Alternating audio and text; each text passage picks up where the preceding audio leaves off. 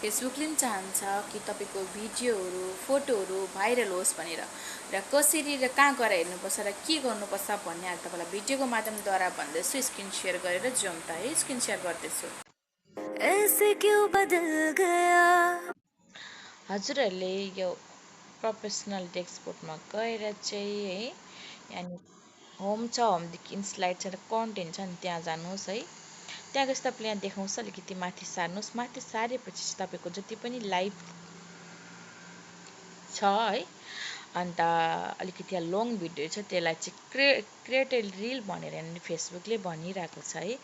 अनि तपाईँ किनकि लाइभ त तपाईँको 30 दिनमा डिलिट भइहाल्छ नि त तपाईँले यसलाई रिलमा कन्भर्ट गरेर यसरी हाल्नु सक्नुहुन्छ है। यहाँ दिइरहेको छ होइन। अन्त म हाल्नु चाहदिनँ, हाल्दिनँ। तपाईँहरूलाई हाल्नु मन छ भने हाल्दा हुन्छ। अन्त त्यस पछाडि चाहिँ सेयर टु स्टोरी भनेर आएको छ। सेयर टु स्टोरी तपाईँले यहाँनिर गएर चाहिँ यो भिडियोलाई स्टोरीमा फेरि सेयर गर्नु सक्नुहुन्छ। किन भनेपछि फेसबुकले नै भन्दैछ कि तपाईँको बेसी भ्युज आओस् भनेर त्यो स्टोरीमा सेयर गर्नु भनेर भनिरहेको छ। मैले गरेँ अघि नै, यहाँ हेर्न सक्नुहुन्छ। मैले यो 3टै भिडियोलाई सेयर गरिसकेँ, देख्नुभयो। अन्त त्यसरी नै हजुरहरूले पनि सेयर गर्नुहोस् होला, जसले गर्दा तपाईँको भ्युज बढ्नेछ। आजको लागि त्यति नै।